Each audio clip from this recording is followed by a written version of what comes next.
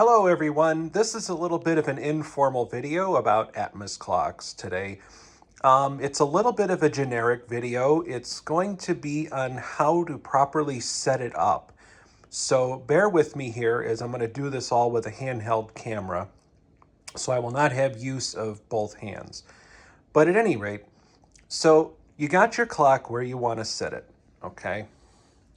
As you see here, I have mine set up here. This is one of my personal ones here. So anyway, what we want to do is we want to make sure that your clock is level. Now, most of these clocks have a bubble level located right here at the front of the clock on the bottom of the case. Now you'll notice that this one's a little askew, okay? So it's showing that it's not level. What we're going to do is we're going to take off the front door here. Now some of these have a fully removable top with 2 pins on either side. Others, like the one you see behind, actually have a door in the front that swings open. More on that one later. So with this one, push down, pull out. I always try to be careful not to touch the glass, keep fingerprints off, and then gently set your front somewhere safe. So now we have access to the inside. You'll notice on the bottom, you've got 2 adjustment platform nuts right here, okay? These are actually bolts that go all the way through the bottom of the case. And they have little pads on the bottom so that you can adjust the height. Now you'll notice the space here and here are slightly different, and that reflects in here, okay? What we want to do is we want to adjust these so that this indicates level. This is showing that it's leaning ever so slightly backwards, okay? So what we want to do is we want to drop the front. To do that, we actually raise these guys. So what we're going to do is we're going to reach in here. Let me switch hands here. Undo this. And while I'm doing that, you'll notice that the front is dropping a little bit. Now let's check our level. Okay, so we're a little off still. So we'll go ahead and do this side. You want to try to do this carefully. But once you get it set the first time, you should be pretty much, you should never have to really adjust this. Okay, so now this one's all the way down, or all the way up rather, so the front is now actually touching the surface of my bench here. And where's our level? Okay, let's go ahead and adjust this one now. You can watch the level as I do this. Okay, this is now all the way loose. What are we showing on the level? It's pretty darn close, okay? But it is showing that it's leaning to the back corner a little bit. So sometimes what you actually have to do is take a piece of, cardstock or some kind of something, and you'll rest it against the bottom back foot. There's only one back foot on these. Let me show you that real quick.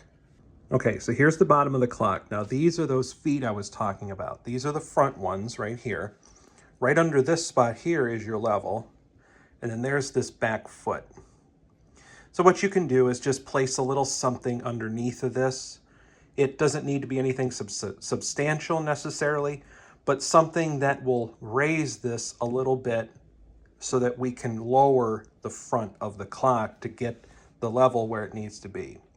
Okay, so you'll see here I have 2 business cards. So the approximate thickness there, okay, should be about all we need in this instance. Okay, so now the clock is sitting with the back foot.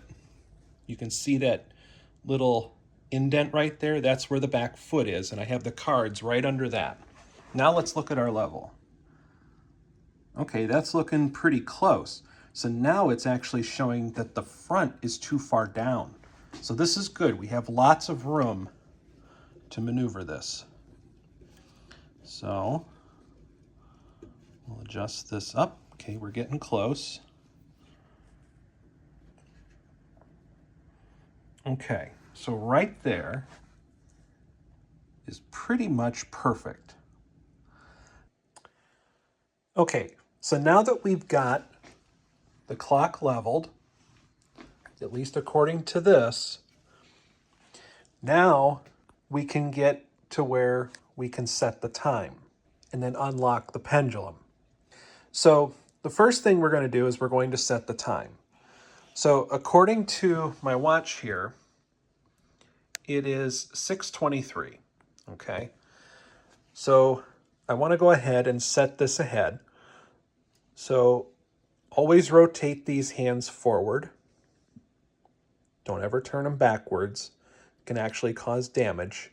It's also a good idea, I'm sure you've noticed me using these gloves, and that's to help keep fingerprints from getting on the shinier surfaces of your clock, which actually preserves it over time because your oils can actually eat away at the finish and cause unsightly little blemishes on your clock. All right, so I set it to 6:25 because we're not quite there yet. It's always the best thing to set your clock ahead to the time that you want it to be at when you actually unlock the pendulum. Now, before we get to that, there's one major thing to make note of, and that is the position of the pendulum in relation to the fork. So what I'm going to do is I'm going to show you here. The roller, which is that silver cylinder that's engaging in the fork, right now it's in the center, so it's at the rest position, okay? What we want to do is get this in a position to where when we unlock the pendulum, it'll actually start the clock rotating, start the pendulum rotating and the clock running. So what we're going to have to do, and I'm already past that point, so I'm going to have to reset the time again, but that's okay, is I'm actually going to carefully unlock the pendulum. And then you'll notice when I'm doing this that when I get to a certain point, you'll notice the pendulum starts to wiggle a little bit, kind of move, even rotate a little bit whenever I move this, when I move the lock handle. Now, this can cause a problem, which I'll demonstrate here in a minute. But for this portion, I'm just going to very slowly unlock the pendulum. Okay. Now it's at the rest position. You'll notice if I just touch it, see, it's loose in there. Now some people will tell you that you can just take this lever and just flip it across all the way in one fluid motion, and that's good enough to unlock your pendulum. However, if we get in here, and if all of a sudden when you do that, it turns the pendulum, it'll actually impact the fork. And what that can do is either cause damage to the fork by bending it closed a little bit, or it'll actually cause damage to this spring and will throw your clock out of beat. Now what we want to do is we want to rotate the pendulum 270 degrees one direction or the other from center point. So basically, if the fork is, say, to the right, okay, we want the roller to be on the left side of the case. So we have to rotate through that and then back around. So what I'm actually going to do is do the opposite way. So I'm going to rotate this direction, and then I'll put this in here so you can kind of see. And I've just got it kind of free spinning around here. And then get right about to where it's facing almost directly to the side. Now this isn't super important, but it's a good rule of thumb and practice for getting your clock off and running. So I'm still gently holding the actual pendulum disc. And now, when I get it set to the right time, which I will do here right now, Okay, so now I've got this set, and I'm a stickler, and I like to get it to where the hand is right in the center of wherever the indice is. Each one of these, you know, basically has a center point, and I like to line them up because every time this hand moves, it goes a 30-second interval each time, okay? So what I'm going to do is, because I'm a super stickler for my clocks being right on time when I look at it, is I'm going to start it again with the roller facing the opposite side of where the fork is. I'm going to check my watch again. Now I've got about a minute or two here. So we'll be back in just a minute. Okay, so we're just approaching the actual 6:30 mark, which is where I have the hands set on here. Now what I'm going to do is I'm going to unlock the pendulum, and then I'm going to just hold on to it just to keep it from rotating. And then, okay, so we're at 6:30. So what I usually do is I count about 13, 14 seconds. So there's 2, 3, 4, 5, 6, 7, 8, 9, 10, 11, 12, 13, and on 14, I'll release the pendulum. Now we'll watch. And then we'll watch the hand. And click.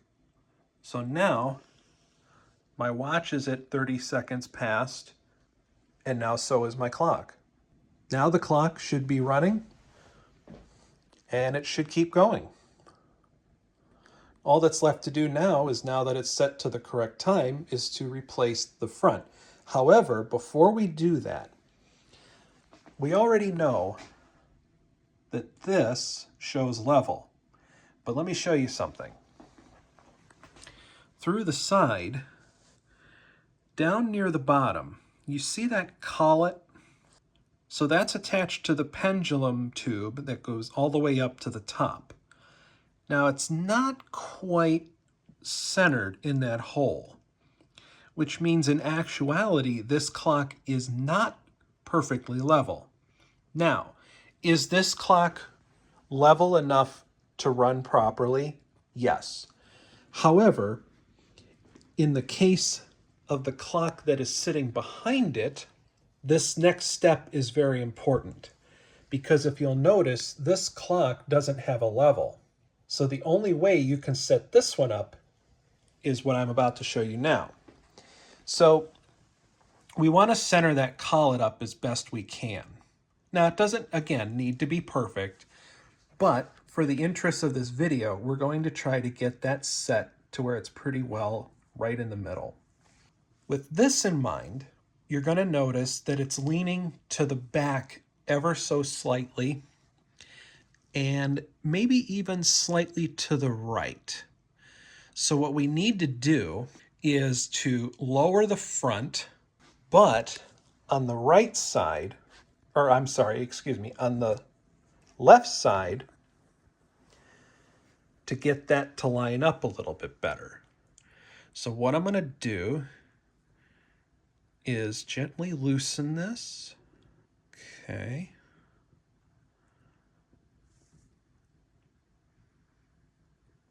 Okay, there we are. That's pretty doggone close. How about the other side? We'll check that.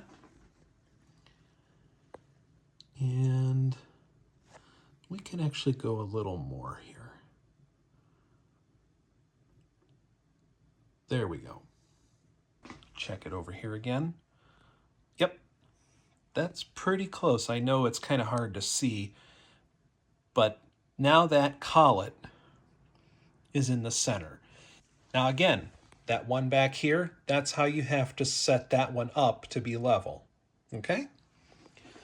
So once that's all done, we can then take our piece of glass, set it in here, and then it's spring-loaded in the bottom. Give it a push down, push it in and up, and you're all done. And again, if you have the type where the entire top removes, you want to very carefully set it on, being careful around your hand shaft because the case could actually interact with that and damage it, break it off. That's not good. And then you can push in your little pins on either side, and then you're off to the races. So now you can sit back, enjoy your clock, and hopefully it'll tell good time for you. And again, there's adjustments for the timekeeping, which is on the top here. So here it shows S or R, slow, and then the R actually stands for retard, not the negative form of that word. And then there's F and A, so fast or advance. Each one of these little hash marks on the top, okay, represents 10 seconds per day. Okay, difference. So sometimes if your clock is, say, off, a minute a month, you only need to give this a little tiny adjustment one way or the other, and then check it after a couple more weeks and see where you're at. That's about all there is to it. You can keep adjusting it here and there until you get it to where it's keeping really good time, and then you're set to enjoy your clock.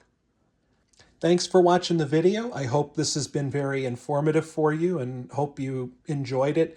I know there were some portions of it that kind of went a little off track and in different places, but in the end, we got there.